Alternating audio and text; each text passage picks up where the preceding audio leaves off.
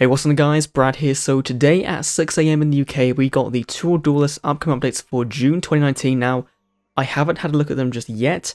I know some of the things based on some of the titles other YouTubers have put out, because obviously you've woken up and, your phone's gone crazy because James put up a video and Ethan's put up a video, so now it's my turn to look at these, react to these, give my thoughts on these, and should be pretty fun because June is the World Championship qualifiers month, so I'm not expecting much, honestly.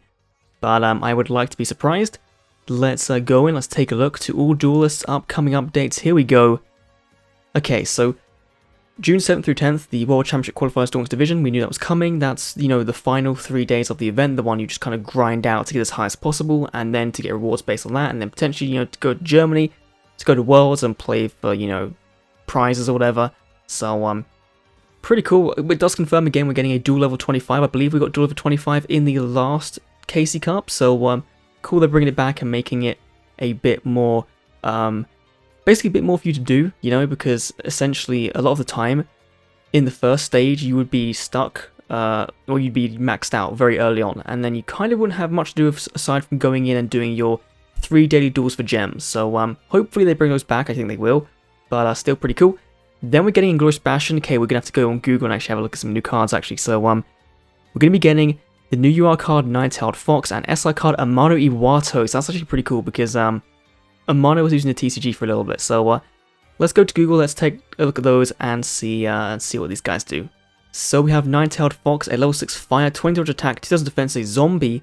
So immediately, Vampire Kingdom, you could splash this into a zombie deck. That's not too bad. It's just a generally good zombie monster maybe. So if this card's in your hand or your graveyard, you contribute 2 monsters, special summon this card. It's a hard once per turn for that. That's not too bad, especially because of things like Vampire Familiar, Vampire Retainer. If you normal summon them, then you can potentially tribute them off, put them in the graveyard, and then you have them in the graveyard live for their effects to be live. So pretty cool way to just kind of keep reusing your vampires and have an alternative other than something like Vampire Grace or whatever to go into.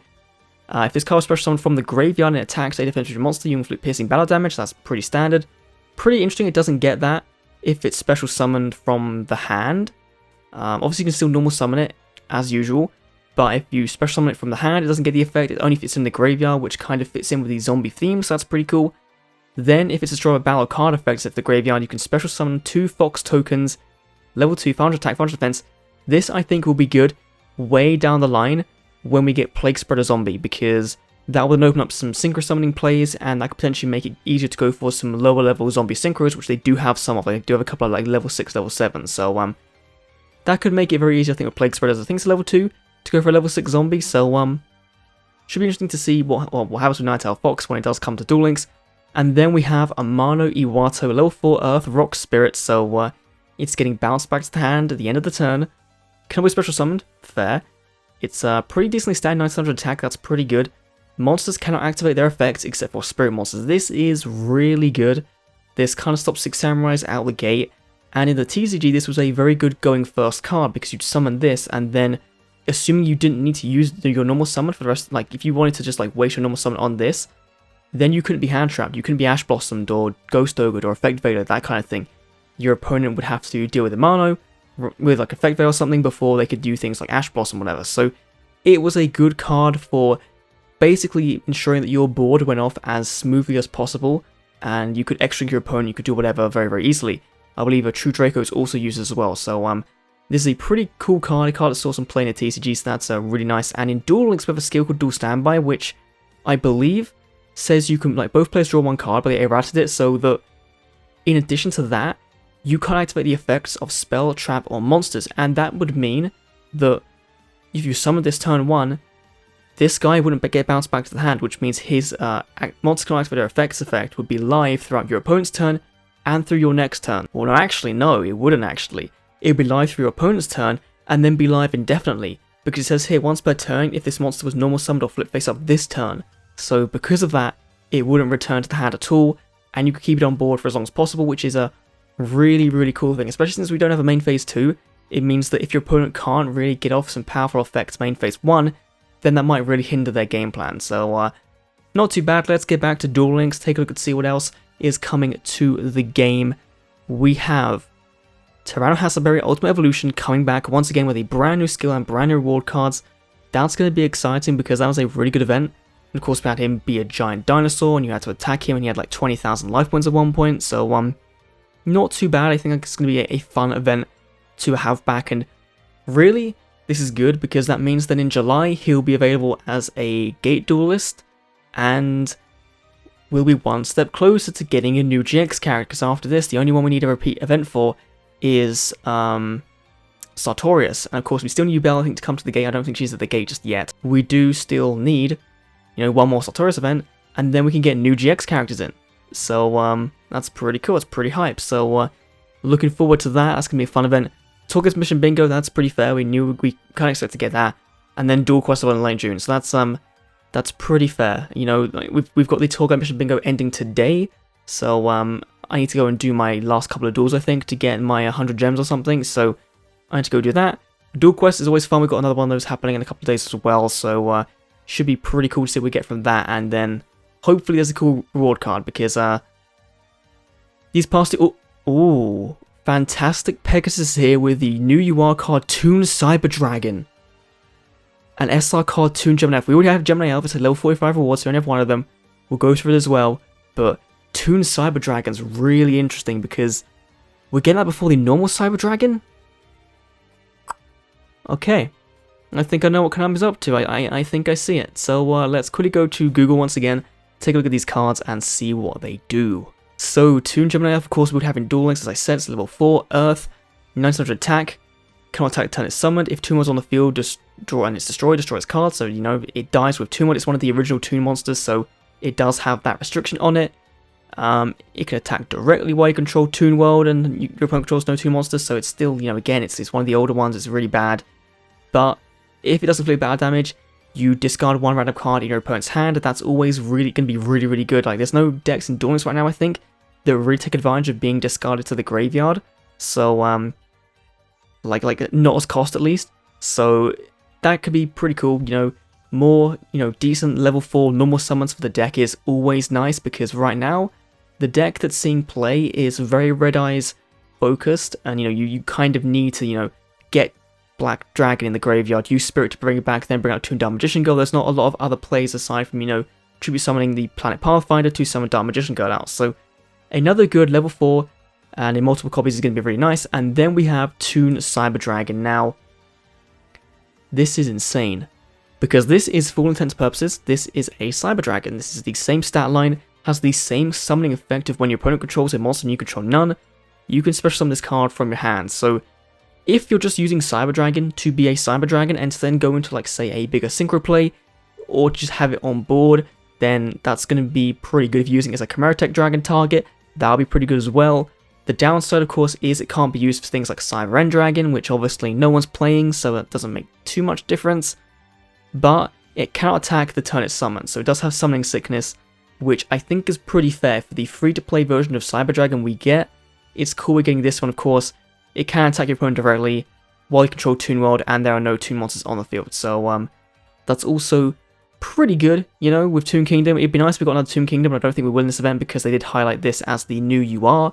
So usually we only get one UR from this. So TOON Cyber Dragon is going to be the one we're going to be getting, and it's really, really good. Now, I feel like Konami in July, the July main box is going to be Cyber Dragon. I feel like they're like, hey, here's the free-to-play version of Cyber Dragon if you want it, but if you want the bigger version, the one that can attack the turn it's summoned, the one that can go for all these fusion plays, you're going to want that one. And so, I think that's what's going to happen. I think in July, we're getting Cyber Dragon. This is a kind of a step in the right direction, and I'm glad we're finally getting a card that has the Cyber Dragon name that can be useful to us in Duel Links. It isn't just proto and can't be, spammed with a skill. So, really, really awesome. Let's get back to Duel Links real quick for, I believe, the last couple of things. It feels okay, we're in late June already, so there can't be much more. That's going to be a roaming event, by the way, so pretty nice. We'll probably get more TOON Dark Magician Girls as well for those people that don't want to spend their tickets on it, so that'd be cool. Then we have late June. Oh, okay, Tristan Taylor, okay.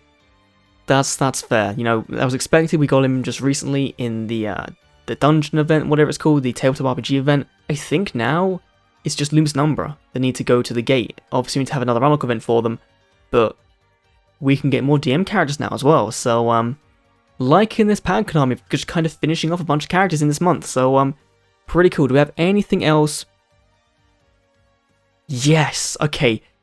This is really good. We're getting a new character unlock event and a raid duel, the Flames of Vengeance, Kokapakapu. I think that's how Kalin Kessler says it in-game. An Earthbound Immortal has arisen in Duel World. Team up with your friends to take on an Earthbound Immortal with a massive amount of life points. So it doesn't sound like you're going to be facing Kalin Kessler like on its own. It sounds like you're going to be facing an Earthbound Immortal like in the kind of DD Tower events where when you face like the monster spirit of it. So they can do some really cool things. A nice big, animated Earthbound Immortal in the background. And the one we're getting is Kokapakapu, which is this one here. Now, because we're going to assume that Kalin is going to be the unlocked character, it doesn't say that's the one we're getting, but it is his Earthbound Immortal. Because of that, this could be his structure deck reward, his star deck reward. Now, the reason I think this is because in Duel Links, in the leaked skills we have, there is no skill like this for this card. There is no skill that starts the duel off with this in your deck or whatever. There's one for Infinity Doom Dragon, which could be his, standard skill, his unlock skill or whatever, instead of, having a thing in the starter deck. But this could easily be a level 45 reward or something, so like a one-time event reward, like Uriah, like Hamon's going to be soon because we do have a leak for that. So this again is a pretty nutty card. You can read it on screen right now. I'm not going to kind of go through it, but this will be pretty mental, especially considering Duel Links we have a bunch of skills that can just start you out with a field spell on the field, so you don't really need to worry about getting that out as well. So pretty cool, and definitely an event that's going to be fun because it is a team up with your friends to take on Earthbound Immortal with a raid battle. We know there's actually a skill in the game right now that lets you start a riding duel that has a different skill to the Speed World skill that definitely feels more in tune with this. It has things like powering up your monsters or letting your synchros attack twice that turn, so it's definitely a reference to the anime, to when Yusei, Jack, and Crow went and faced the Dark Silence together. And so this is going to be fun to see how they do this, because it could be like, I don't think it's going to be all of us on one kind of field battling us. I think it's just going to be like anyone's on your friend list or added via the friend points feature or whatever, like they do in the duelathons. You're kind of just going to be going against one big boss monster, and after the duel, your damage you did would be taken away from the monster, and then, after that kind of, you beat it, then you get some rewards, and then a new one will spawn, and then you can kind of go against it again, and that's how they'll kind of do things. So, interesting to see how they do this, and to see if they make the event unique, because this is the first unique event we've had in a very long time, so hopefully it's good. And again, we're just going to be getting campaigns, new boxes, new cards, new free stuff, so not too bad. Let me know your thoughts on this update in the comment section down below. I know it's a bit rambly, I know it's probably a bit longer than usual, but we had some cool stuff. Cyber Dragon is coming in a TOON form, which is insane, and this new raid duel event is going to be pretty cool as well. So thanks for watching. I'll see you all in the next Duel Links video. See you then. Okay, that's all the time I've got. I gotta get back to playing Legacy of the Duelist on my Nintendo Switch.